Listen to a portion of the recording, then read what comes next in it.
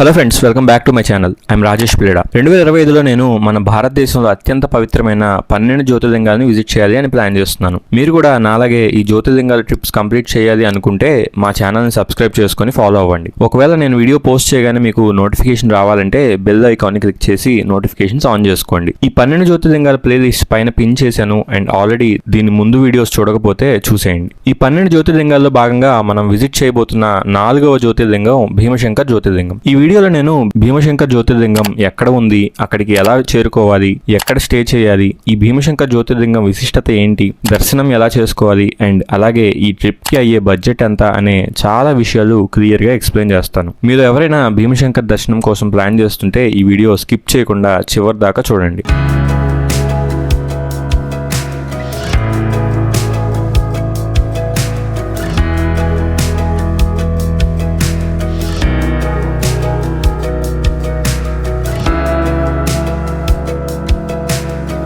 భీమశంకర్ జ్యోతిర్లింగం పూణే నుండి నియర్లీ 110 కిలోమీటర్ల దూరంలో ఉంది. మన తెలుగు స్టేట్స్ నుంచి మీరు ట్రైన్, బస్ ఆర్ ఫ్లైట్ ద్వారా పూణేకి వచ్చి అక్కడ నుంచి భీమశంకర్ టెంపుల్ కి రీచ్ అవ్వాలి. పూణే రైల్వే స్టేషన్ కి nearly most of the big cities నుంచి ట్రైన్స్ అయితే అవైలబుల్ గా ఉన్నాయి. సో ట్రైన్ ద్వారా ఈజీగా చేరుకోవచ్చు. మీరు పూణే రీచ్ అయ్యాక ఇక్కడే వాకడేవాడి బస్ స్టాండ్ నుంచి మీకు భీమశంకర్ వెళ్లే బస్సెస్ దొరుకుతాయి. అలాగే శివాజీనగర్ అండ్ స్వారగేట్ బస్ స్టాండ్స్ దగ్గర కూడా భీమశంకర్ కి వెళ్ళడానికి బస్సెస్ అవైలబుల్ గా ఉంటాయి. ఇక్కడ ఒక విషయం చెప్తాను, జాగ్రత్తగా వినండి. పూణే నుంచి భీమశంకర్ కి వెళ్లే బస్సెస్ అంత ఫ్రీక్వెంట్ గా మీకు దొరకకపోవచ్చు. నాకైతే గంటన్నర నుంచున్నా కూడా బస్ దొరకలేదు వాకడేవాడి బస్ స్టాండ్ లో. సో ఇక్కడ నాకు తెలిసిన విషయం ఏంటంటే భీమశంకర్ పూణేకి 110 కిలోమీటర్ల దూరంలో ఉంది. ఇక్కడ మీరు డైరెక్ట్ బస్సెస్ భీమశంకర్ కి దొరకకపోతే ఇక్కడే ఉండే మంచర్ అనే ప్లేస్ కి ఉండే బస్సెస్ ఎక్కేయండి. ఈ పేరు జాగ్రత్తగా గుర్తుపెట్టుకోండి. మంచర్ అనేది పూణే అండ్ భీమశంకర్ కి మిడ్ పాయింట్ అని చెప్పొచ్చు. అక్కడ మంచర్ బస్ స్టాండ్ నుంచి మీకు భీమశంకర్ కి బస్సెస్ దొరుకుతాయి, లేదా అక్కడే మీకు షేర్డ్ వెహికల్స్ కూడా దొరుకుతాయి. పూణేలో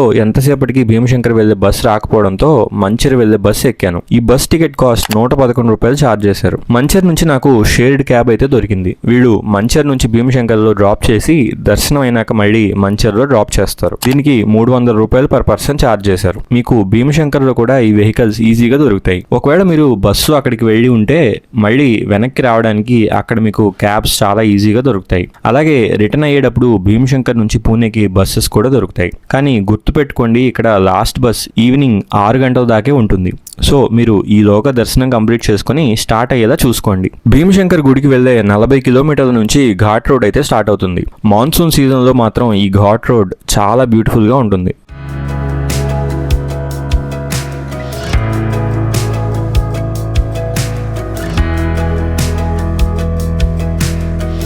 భీమశంకర్కి రీచ్ అయ్యాక ఒకవేళ స్టే చేయాలి అనుకుంటే టెంపుల్ దగ్గర కొన్ని guest houses, accommodation options available గా ఉన్నాయి. మరీ ఎక్కువ హోటల్స్ అయితే ఇక్కడ అవైలబుల్ గా లేవు. ఓన్లీ ఫ్యూ అకామిడేషన్ ఆప్షన్స్ మాత్రమే ఉన్నాయి. నార్మల్ డేస్ లో రూమ్ చార్జెస్ 600 నుంచి 1000 రూపీస్ వరకు ఉంటాయి. కానీ peak seasons and festival times లో 1500 నుంచి 3000 రూపాయల వరకు ఛార్జ్ చేస్తారు. నేను వన్ డేనే వెళ్ళాను కాబట్టి భీమశంకర్ లో స్టే చేయలేదు అండ్ ఈవినింగ్ కల్లా రిటర్న్ అయిపోయాను. ఇదే భీమశంకర్ బస్ స్టాండ్. ఒకవేళ బస్సులో వస్తే మిమ్మల్ని పార్కింగ్ బస్ స్టాండ్ లో డ్రాప్ చేస్తారు. ఈ పార్కింగ్ బస్ స్టాండ్ నుంచి 4 కిలోమీటర్ల దూరంలో భీమశంకర్ దేవాలయం ఉంటుంది. ఈ పార్కింగ్ నుంచి either మీరు నడుచుకుంటూ ఆర్ ఇంకో ఫ్రీ బస్ ఎక్కి ఈ మెయిన్ భీమశంకర్ బస్ స్టాండ్ కి రావాలి. ఈ బస్ స్టాండ్ నుంచి టెంపుల్ 200 మీటర్స్ దూరంలోనే ఉంటుంది. నేను ఎక్కిన క్యాబ్ వాడు అయితే డైరెక్ట్ గా మెయిన్ బస్ స్టాండ్ దాకా తీసుకెళ్లాడు. సో నాకు నడవాల్సిన అవసరం అయితే రాలేదు. ఇలా నడుచుకుంటూ స్ట్రైట్ గా వెళ్తే మీకు టెంపుల్ కి వెళ్లే దారి కనిపిస్తుంది. ఫైనల్ గా భీమశంకర్ కి రీచ్ అయ్యాం అండ్ నేను భీమశంకర్ చేరుకునేసరికి నాకు అరౌండ్ 1 PM అయింది. ఇలా స్ట్రైట్ గా నడుచుకుంటూ వెళ్తే మనకి కిందకి వెళ్ళడానికి మెట్లు కనిపిస్తాయి. ఇక్కడ నుంచే దర్శనం క్యూ స్టార్ట్ అవుతుంది. స్టార్టింగ్లో పెద్ద జనాలు కనిపించరు, కానీ ఇక్కడ జనాలు ఎప్పుడూ ఉంటారు. ఫ్రీ దర్శనంలో మినిమం 2 గంటల నుంచి 4 గంటల సమయం పడుతుంది. అదే రష్ ఉండే టైమ్స్లో అయితే 6 గంటల పైగా టైం పడుతుంది దర్శనానికి. ఎంతమంది జనాలు ఉన్నారో చూసారా? ఈ లైన్ క్లియర్ అవడానికి ఖచ్చితంగా 3 to 4 అవర్స్ అయితే పడుతుంది. అండ్ ఇక్కడ 500 రూపీస్ విఐపి దర్శనం టికెట్ కూడా ఉంది. కానీ ఇక్కడ లైన్ పక్కనే కొందరు నుంచొని ఉంటారు. వీళ్ళు 300 రూపాయలు ఇస్తే డైరెక్ట్ విఐపి లైన్లోకి తీసుకెళ్తారు. ఒక 20-30 మినిట్స్లో దర్శనం కంప్లీట్ అవుతుంది. నాకైతే అప్రాక్సిమేట్గా 25 మినిట్స్లో దర్శనం కంప్లీట్ అయిపోయింది.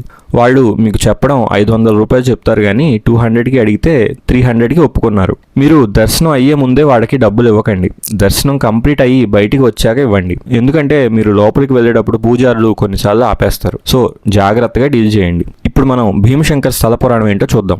పూర్వకాలంలో సహ్యాద్రి పర్వతం మీద భీముడు అనే ఒక రాక్షసుడు ఉండేవాడు. అతను ఇక్కడే బ్రహ్మదేవుడి కోసం 1000 సంవత్సరాలు కఠోరమైన తపస్సు చేశాడు. అప్పుడు బ్రహ్మదేవుడు ప్రత్యక్షమై అతనికి అంతులేని శక్తిని ప్రసాదిస్తాడు. ఆ వరం వల్ల అతను భూమి మీద ఉన్న ఋషులను, మునులను అందరినీ చాలా బాధ పెడుతూ ఉండేవాడు. అలాగే ఇక్కడే సహ్యాద్రి పర్వతాల మీద కామాపుర అనే రాజ్యం ఉండేది. ఆ రాజ్యానికి రాజు అయిన సుదక్షిణుడిని ఈ భీముడు అనే రాక్షసుడు తనను తప్ప ఎవరిని పూజించకూడదని బాధలు పెట్టాడు. అప్పుడు శివుడు ప్రత్యక్షమై భీముడిని అంతం చేస్తాడు. అండ్ ఇక్కడే భీమశంకరుడిగా వెలిశాడు అని ఈ స్థల పురాణం చెబుతుంది. ఈ దేవాలయంని శాకిని, డాకిని లాంటి రాక్షస గణాలు ఇప్పటికీ పూజిస్తాయని చెప్తారు. అందుకే ఈ భీమశంకర్ని విజిట్ చేస్తే భూత ప్రేత పిశాచాల నుంచి విముక్తి కలుగుతుంది అని భక్తుల నమ్మకం. ఇలాంటి సమస్యలు ఉన్నవాళ్ళు చాలామంది ఈ ఆలయంని దర్శిస్తూ ఉంటారు. టెంపుల్ బయట నుంచి వ్యూ ఇలా ఉంటుంది, చూడండి.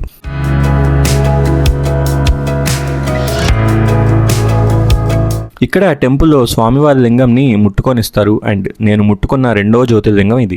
నాకు లక్కీగా కృష్ణేశ్వర్ అండ్ భీమశంకర్లో కూడా స్పర్శ దర్శనం అయితే దొరికింది. త్రయంబకేశ్వర్లో అండ్ శ్రీశైలంలో అయితే స్పర్శ దర్శనం దొరకలేదు. ఇది దేవాలయం లోపల ఉండే వ్యూ. ఇక్కడే మీకు స్వామివారి దర్శనం లైవ్ వ్యూ కూడా ఏర్పాటు చేశారు. నా దర్శనం అయితే చాలా అంటే చాలా బాగా జరిగింది. నేను అసలు ఎంత బాగా అయింది అని ఎక్స్పెక్ట్ చేయలేదు. జస్ట్ 20 minutesలోనే కంప్లీట్ అయింది దర్శనం.